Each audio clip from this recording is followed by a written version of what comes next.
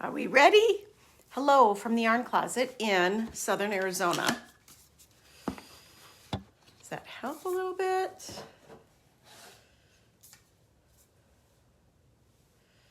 I think it helps a little bit. We'll see. I'm Laura. Mitzi is my Morkie, and she's in my yarn closet today with me. I have a literal closet. No heat, no cooling. Well, I have a fan. I have a window though. And it's like a room off of our front porch. I was awake last night quite a bit, thinking about all my different yarn closets over the years. And how I have this big room. And at times I've had extra seating in here. I had a cot in here once because we had a cat that was recovering out here. I don't use this room enough because it's not well insulated enough between this room and the master. So if I make too much noise out here, my husband hears it and he like naps during the day and stuff. And that's kept me from being out here more. And right now it's not as cozy as it was. I just have the one chair out here. But we did have a cat that got stuck here the other night. I was doing some Christmas present stuff and the cat got stuck here. I do keep a litter box out here. Come on, Mitzi. And there is a heated cat bed. It's not plugged in right now. And it wasn't the other night, which is too bad because it was like 30 degrees. But but it's in a box, so it's covered. So just his own body heat should have kept him quite warm. And he didn't seem any worse for the wear. And there's a salt lamp out here that's on all the time.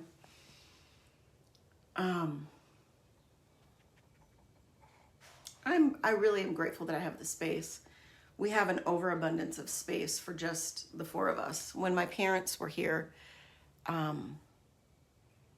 it should have been more comfortable because we have like 2 family rooms or living rooms in the house. So they could have had lights on and they're kind of half of the house. They just chose not to because it wouldn't have impacted us at all. Because we have a split bedroom plan. And come on, do it again. Come here. Come on. Are you chilly? Come here. Don't say hi. Put your ears up. Put your ears up. Who's a girl in the picture? You see a girl? Oh, yeah. No, you're not paying attention. I love you so much. I do. We just got a bunch of little dogs at our pound. 3 of them were owner surrender, and they're similar to her. I wanted to go check it out last night. We might go check it out tomorrow, but I did do some inquiry yesterday, and tomorrow I mean Monday. I don't think any of them, I know at least a couple of them are not spayed and neutered. And a couple of the other ones they're saying are a bonded pair. So out of the 5 or 6 little ones, there may actually only be 1 or 2 that they would consider appropriate for our household. And then we only want a female. We don't want a male because I don't want more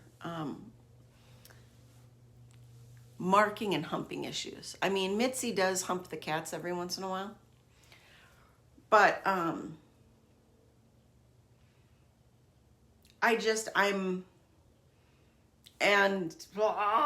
it's just such a frustration. It should be easier, and it just should be easier to have an animal that you can love and take care of, and you shouldn't have to sign away a kidney to do it. And this is coming from a person who's been involved in animal rescue for years of their life, many, many years. So we might go over there on Monday and take a look and Problem being is that the one we might be interested in wouldn't even be available until potentially sometime the end of January. They tend to take animals in, do nothing with them, and then once you come in and say, I want to adopt it, they say, okay, we'll get the appointment and we'll have it spayed or neutered, and then you can take it. Here's the thing, if you know all these animals are going to get adopted out because you're a no-kill shelter, then get them all spayed and neutered right away, so when people want them, they can have them. Now, some people argue that that shows commitment. Okay. Yes, it does. But it also shows cruelty to the animal. If the animal is there, and the longer it's there, the harder it's going to be.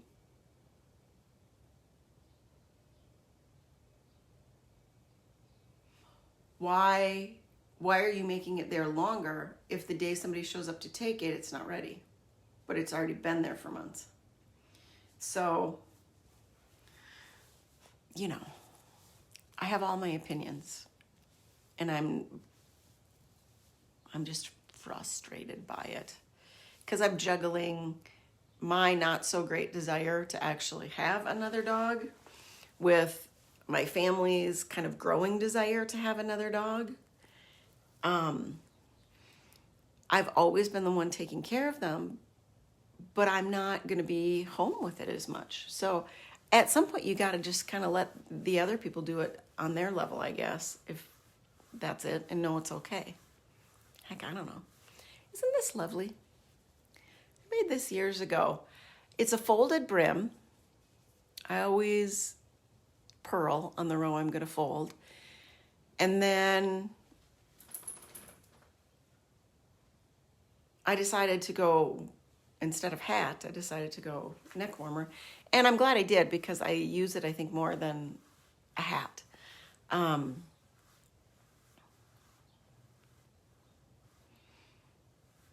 That's a great segue, so I will take it and I will do some more shenanigans in a minute.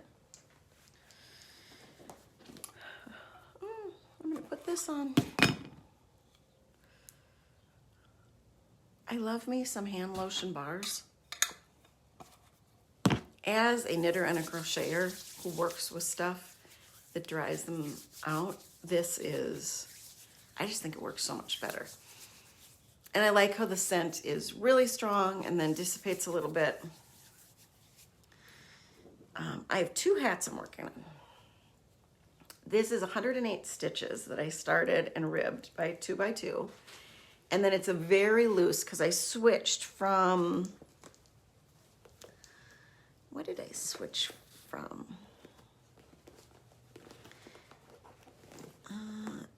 Aren't they here? Here they are. I switched from a 375, that's what this one is, to, I believe this one is a 5.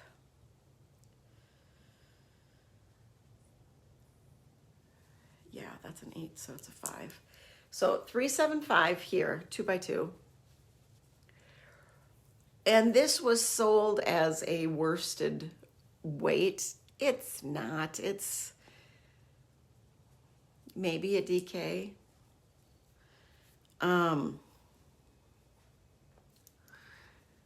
But remember, I live in Arizona, so the hats don't have to be as dense. They're going to get more use if they are a little bit airy. And it is a little bit airy in the top section, looser.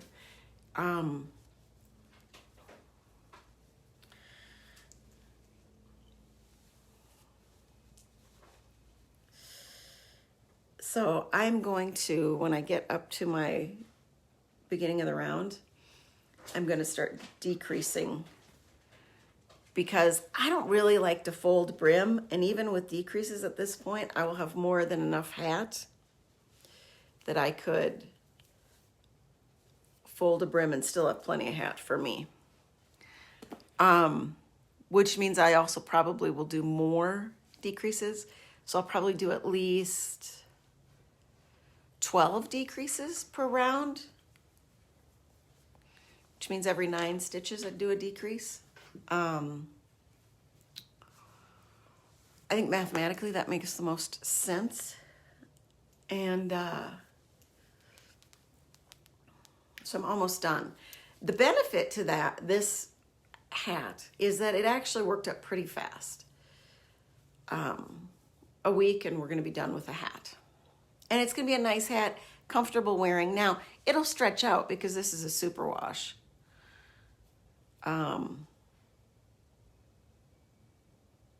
The other bonus to superwash is you can just wet it down and throw it in the dryer every once in a while to help that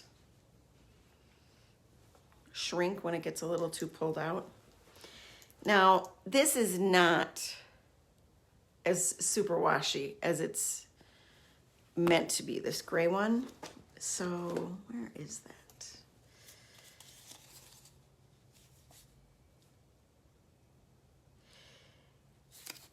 See, here's the thing. This is a dream in color. The gray is dream in color. And it's supposed to be superwash. But when I superwashed the mittens, there was far more shrink to it than I would have liked. Far more. So I am doing some helical stripes. They were a little rough going in the beginning. And this is actually based off of a mushroom hat pattern. Which I kind of did. Remember the granny square hat where it was a pattern from Yarn Inspirations and it started at the top in the center and then you grew it out? I didn't like it at all. I want to do a granny square in this kind of a pattern. So I'm probably going to do another. This is only 80 versus the other one was 108. And see how much more, this is really tight around my head. So there's going to be less worry with this stretching out to the point of it not being functional. But you do tend to, if you do have an 80, it does tend to, and then you've got to increase for here. I didn't upscale the needle enough on this next section, and I did increases, but I didn't want to get that total mushroom deal. So I don't think I will, because I kept the needle size lower and stuff. I don't think it'll be quite as mushroomy. Oh my gosh, that just absolutely staticked the heck out of my hair. Darn it, because it was looking kind of okay and now it just feels awful. I am legally blind, so things are based a lot on the feel of it versus the look of it, which drives me batty to not actually know. And these are one of my new pairs. This is an inset bifocal with a high magnification. So if you have a magnification of 4, most grocery stores only sell 3 to 3.5 magnification. A 4 magnification is age 70. A 4.5 is 75 to 80. A 5 is 85 to 90. A 5 is where I should be. These are 4.5s. So it's the highest inset I could actually find. I can find a 5 and a 6 in those little silicone things that you can put on the clear glasses. The reason I need this is because if I want to be able to read a paper and look up at a student, I've got to be able to have the unmagnified part, because looking through magnification for any amount of distance is blurry.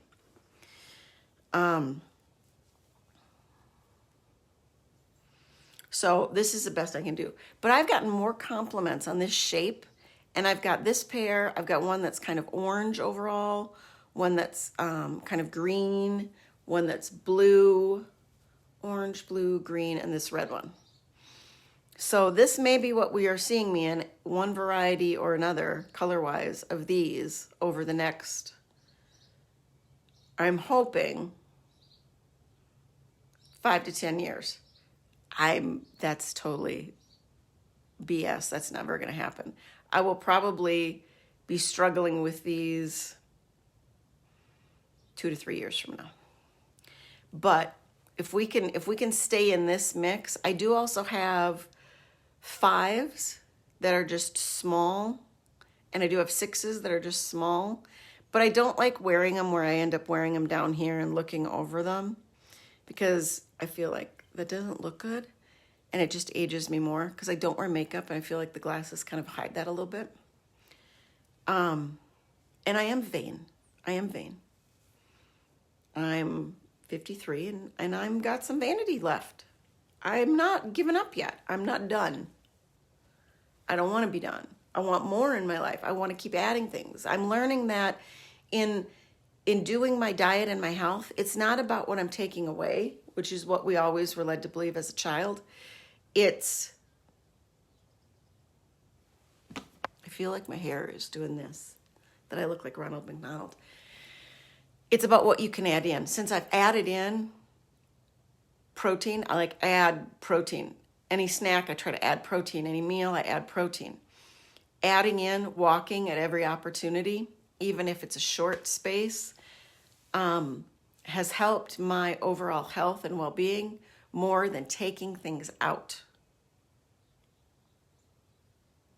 Isn't that contradictory? The more protein I eat, the less hungry I actually am. I've been eating more sugar lately, and I get bloatier. I don't feel great. But that's one little bit of recommendation. So anyway, this is how my helical stripes are going. And I'm loving it. Once you get in the rhythm, the first few rows were a little wonky. But once you get in the rhythm, it's really fun. And it goes fast. I just wanted to start that blue one, and I didn't realize I'd plow through it as fast as I did. I might be able to finish these this weekend. I might not. I don't care. This week was hell at school. Some of you are going to ask. Remember these that I got? These are sunglasses built to go over glasses. Yep, they fit over these just fine. These are not as heavy duty as I would like, but since I can't find an inset that's high enough for me, I really like this. And I like not having to take off my other glasses, and then I can still see when I've got the sunglasses on. So that is totally functional. But it was hell. We're on a 10-month schedule, which means my daughter can't do any of the summer camps in Tucson that she wants to participate in because her school starts in July. And that really makes me unhappy. But then we had the longer Thanksgiving break. We got back. They were doing testing that first week of December. Then this week was kind of a joke. But we were doing all the school performances. Well, that's only about an hour worth of time for any given grade in the grade school or primary school, as we call it here, or elementary school, as you may call it in your area. So this was just kind of a screwy week. And then a lot of grades were going to other performances, and we did not have as many parents coming this year. I think people couldn't get off of work. I think they couldn't afford to. We had so many sick people yesterday that it was very frustrating that they didn't utilize us more in the library. They could leave me there to be the librarian. I'm there anyway. If you don't want to pay me, I'm there anyway. I'm volunteering. Just don't pay me. Fine. And take her into a classroom to help the classroom management. So that was kind of not great and frustrating this week. But there was a luncheon on our early release, and so I got to stay for that. Then we did Secret Santa. That was kind of fun. My daughter had a ton of fun participating with me. I got one of her teachers, so that was a blast for her. And then this week, I don't work on Mondays. Tuesday, I'm going in, but on a field trip with my daughter, and then staying till 5 o'clock for Lego League. And then Wednesday is a full day. It should be very busy in the library because that's the last full day before Christmas break. And Thursday and Friday are half days. Friday, we will be taking down all the decorations, and our library is decorated because during all of this, our library is for the grade school and the middle school. So during all this testing, some teachers are able to send kids when they're done. So we've had kids making decorations and hanging decorations. We have paper decorations everywhere, glitter. It's a crafting nightmare. But we'll take all that down next Friday, and then that's it. We've got our 2 weeks for the Christmas holiday. And then we come back, and it's going to be like blasting into schoolness again, which I think is going to be pretty hard for the kids. I recognized that last year. And then, I think that is because the whole month of December is kind of like a joke in our setup. And I don't like the way in this country things have to be done a certain way or you lose your funding. And the funding is barely enough as it is. I really am frustrated as a parent in what schooling has become in the United States.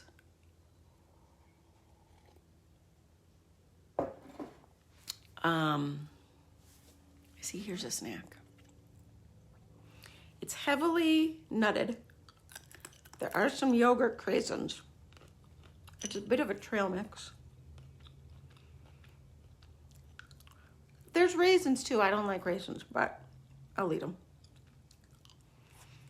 And that's been my week. Plus, hardcore in this. See that?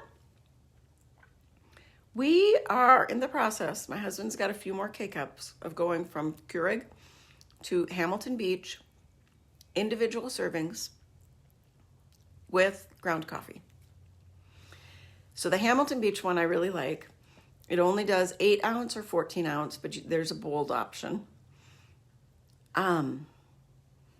It absolutely does not take as much coffee as they recommend, because to just under my finger is the line. Can you see where the line is? For the 14 ounce. Good God. That's not for a 14 ounce. That could make like 28 ounces easily. I mean, one little tablespoon is giving me a very good cup of coffee in this. And we figure we're going to be saving about $100 a month in K-Cup costs versus ground coffee at how it's kind of playing out. And I'm sorry, if you don't need that $100 a month, what magic are you living under right now? So, plus, we go through a Keurig at least once a year, at least twice a year. So that's another $100 or more, depending on which brand you get. So I think we're going to be saving about $1,200 a year, easy, in making this switch. Yeah, it takes a little bit longer to get your cup of coffee. And yes, there's some cleanup involved, but it is so much easier because all you got to do is tap this into your garbage can. And if you turn it upside down and run the water through this direction, any little bits come out. Some people will say, oh, you can't put that into your sink, your drain, whatever. If you do your dishes by hand, even if you use a dishwasher, you're getting some stuff into your drains anyway. Yes, you can. If you really wanted to, then you wipe it out with a wet paper towel or something. I'm going rinse. It's easier. And I like it.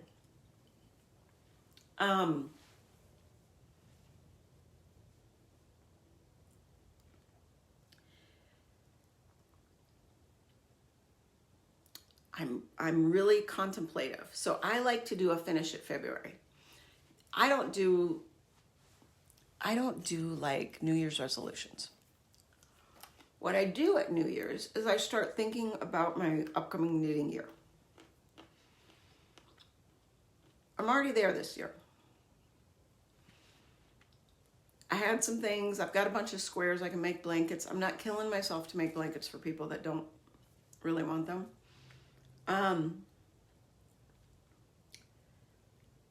So I'm already starting to think about my stash. I did a huge de-stash last year and donated it to a group in Tucson.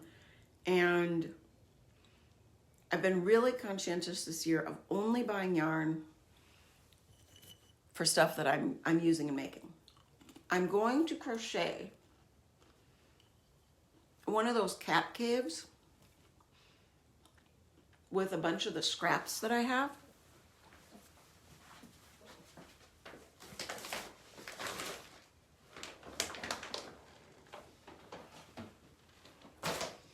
I'm not sure if I'm going to do it all in acrylic, which is very washable, or if I'm going to make it extra large and mix it with some of my acrylic ball ends. And this wool that I have from this project last year. Does anybody remember this project? This was going to be this super easy pashmina type thing. Remember this? It was a really easy pattern. Remember? Does anybody know what the pattern was? Because I gave away the book. I gave away the book that the pattern came from. Does anybody remember what the pattern was?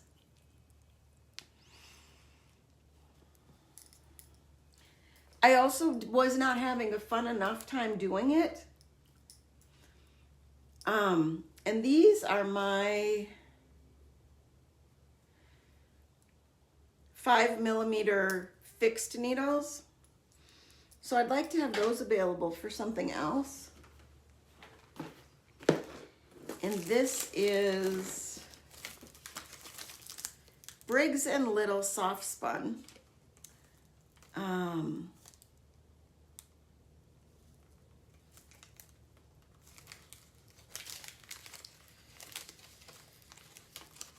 Which will hand wash, lay flat to dry, which will shrink.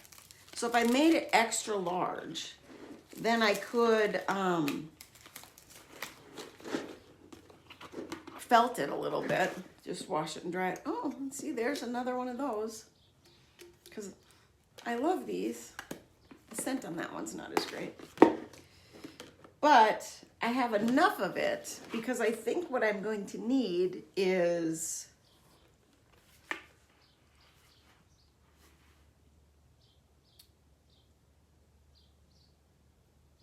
a lot. Because I've got 4.5 skeins of that. And I'm going to need, if I use that,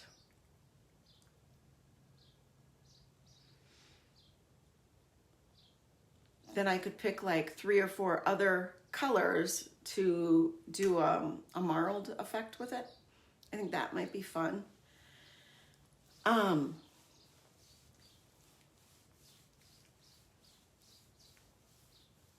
Once again, do I want the wool in there? Because even though it's soft spun, it's a little bit scratchy. It's definitely would be great this time of year, but then in the summertime, would they use it at all? I don't know. I get so frustrated. People ask me all the time about this stuff that I'm constantly making. And does anybody actually use it or appreciate it? No.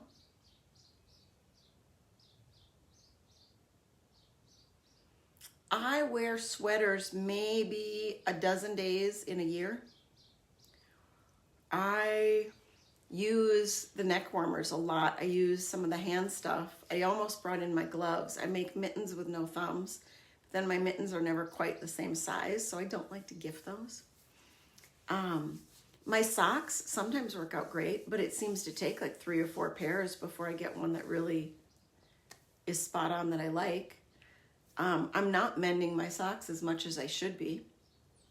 The sand here with the desert like wears holes in them so much that I'm constantly mending, and then I get to a point where I'm just like, the mend is over. And people are like, well, you could cut half of it off and just re-knit that half of the foot and the toe. Yes, I could. I don't know why my mind isn't there, why I can't do that. I've been thinking, should I go down to 3 days a week at school? And then maybe I'd have the time to do it, but would I want to do it? Because I have other projects in the house I'd like to do, but I know will upset my husband if I do them, because he doesn't want to put the energy into them. It's just a crazy hobby. And I've had a lot of conversation lately about, are you a product knitter or a process knitter? You a product crocheter or a process crocheter?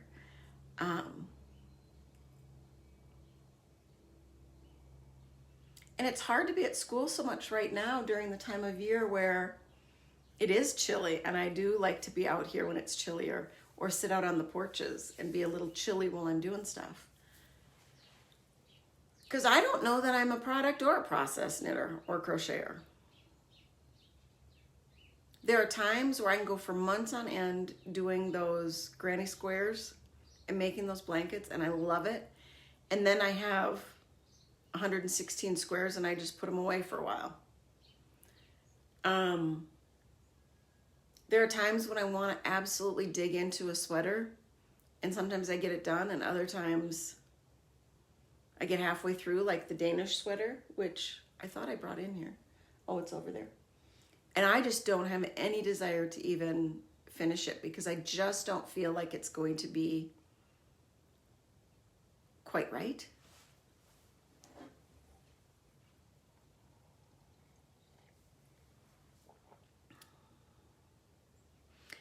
And I do donate a fair amount of whips, figuring there's going to be somebody that's going to find this at the thrift store and be thrilled to have that amount of yarn, even if they undo it, even if they frog it. But you got to be in the right space to just let it go and be happy about it. We hold on to far too much in this country. And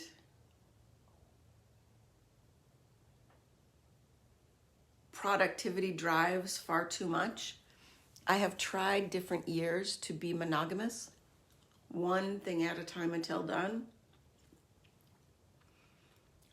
And I've never managed to make it a whole year through.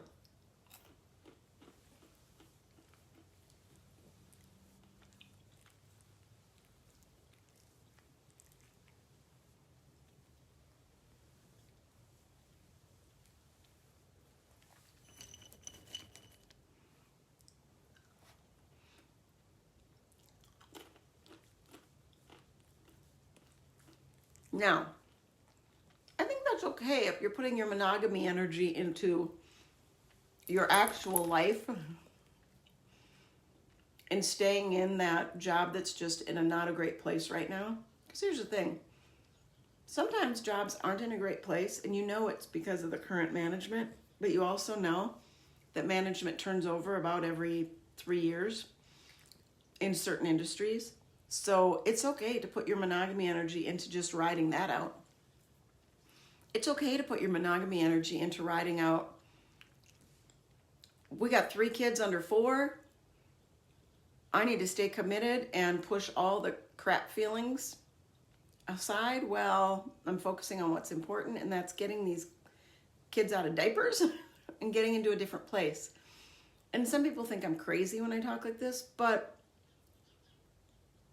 I think I've learned a thing or two over the lifetime I've led, and I've not always made the right choices. I've moved far too much and owned far too many of the homes that I've moved from, and not just rented. I should have spent far more years just renting. Here's the thing. I really loved a few of my homes and kind of kicked myself for not still being there. But there were other components of that life that just didn't make it right. Now, would have sticking it out, I have such a different attitude now towards riding things out than I did before, because I've finally done the work to realize that so much of that came from my childhood. This constant need to be in motion, and that was the motion that was exampled to me, which was constantly moving. I am glad that my children are not afraid of moving, but I'm glad that they also understand commitment and sticking in things.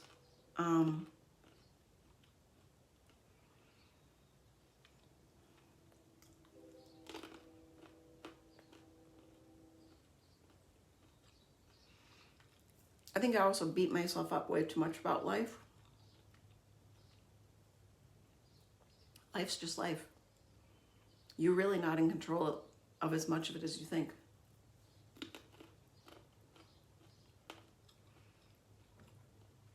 I'm really putting a lot of energy into what do I love right now. Even though the school environment is not everything I would like it to be, I love being there. I love the lady I work with in the library, Danielle. I love doing a couple of hours of planning. You wouldn't think I plan these at all. I do. I put time into planning. I put time into getting some stuff together and being engaged with you because you are my friends. Irene, Neri. A lot of times I think about everybody from their handles. Sandra. I do post occasionally on Patreon, not so much. I really wanted to build that shop up this year with lots of Reiki. I just couldn't. It was a rough, energetic year, and it's supposed to be potentially another one, maybe another couple. I'm just not kicking myself about it. I'm doing the best I can, and I'm moving forward every day and sharing with you and loving the friendships that we have built online because they do matter. It's okay to have friendships with people you never actually meet. It's okay.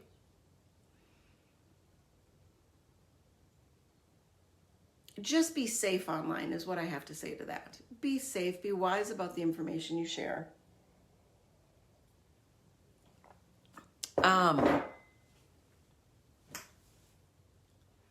Beyond that, I don't know. Life's about living. It's hard right now because it's holidays. We're making plans. And I think so far we've managed to get through the holidays really well this year. I'm actually feeling like this has been an easy year. A few years ago, I had to buy all the presents for my family. My husband doesn't participate. Sometimes I can get the kids to do some. I also had to buy my dad's gifts for everybody. I had to buy my mom and dad's gifts for everybody that year. And I had to buy my oldest son and his fiance's gifts for everybody. That year was zero fun for me. There was no surprise in any of it anywhere. And I felt like I couldn't give a crap less about these people all being together doing this thing because I'm the one who facilitated all of it. So I'm really happy that this year things have played out differently. But there is still some frustration because people come, people don't come. And I'm seeing as the kids get older how you got to be really grateful for those people that you engage with in real life. Like really grateful. I am so grateful for a dozen people because that's about it. That's about it. That's about it. The fact that there's a few people at school that know my name and call me by name. There's a handful of girls in 6th grade who treat me absolutely normally like everybody else and know my name. That's so lovely. And I'm so grateful for that. And I'm grateful that even if I've got to modify my food budget to make my money work every month, that it's there to be modified. Because there are people that are in way worse straits than I am. There's so many more parents that I know of who've got kids in their 20s and 30s that are struggling to help those kids. And I feel pretty grateful. I may not always like the way that my oldest lives, but I'm pretty grateful that we're not having to do that.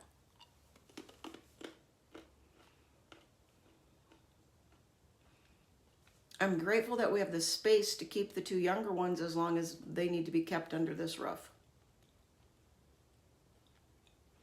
I'm grateful that if somebody would actually adopt a stinking dog to us, we could manage to take it. And feed it and love it and vet it. But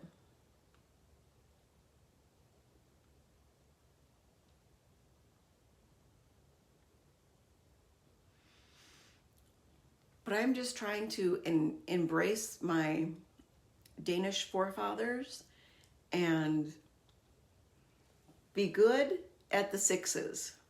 Be good at normal because normal is weird enough. And all of these other little tidbits that my grandma would mention over the years. This stoicism, the work ethic, and just be appreciative of the fact, I'm so appreciative of the fact that I can even go and volunteer at school. Yogurt craisin. Who knew? It's a fabulous thing. I know, you just like the yogurt off the craisin. And I'm really happy that this one is a snuggler at night and will get under the covers. She's not always happy about it. And sometimes, like last night, there was a 2 a.m. and a 4 a.m. potty break. Yes, I know. But, yeah, she wants to go do her walk. And I'm loving that I get to do the walks out here. The things have quieted down enough that I'm now not quite as nervous about the wildlife, especially on the weekends because it's mid-morning. And I'm trying to follow my own advice and look with my heart more than my eyes. And sadly, it's getting easier every year. And I'm looking at that as though it is the gift that it is, because it's really has been a gift in many ways in my life. And I think that we need to do that as much as we can. And I hope you can. I hope you're finding your ways there to better days and patience and getting through stuff. I just really do, because I'm so grateful that you're still here with me, that you're liking and sharing and subscribing and supporting. Remember, you can be on Patreon for free. And if you know people who want to sign up on that, recommend to them that even if they're doing it on their phone, they go to the web browser. Because Apple now, if you sign up on the app, is taking 30% right off the top from contributors, creators like me. So if you are going to support somebody for $10 a month, they're taking $3 something right off the top, and then the fees come off. So the creator's only getting about half at that level of a contribution. So just know that. I'm really grateful. Every month I see that donation, and yeah, I only have a few that donate to me. I've got many more free followers, and you know what? I love you just as much. I love the comments just as much. I'm absolutely here for the community, because for so many years, I had no community. And let's remember that should be what the holidays are about, is finding ways to make that community in our life. And hopefully we'll be able to carry that through the new year. All right. Talk to you guys next weekend.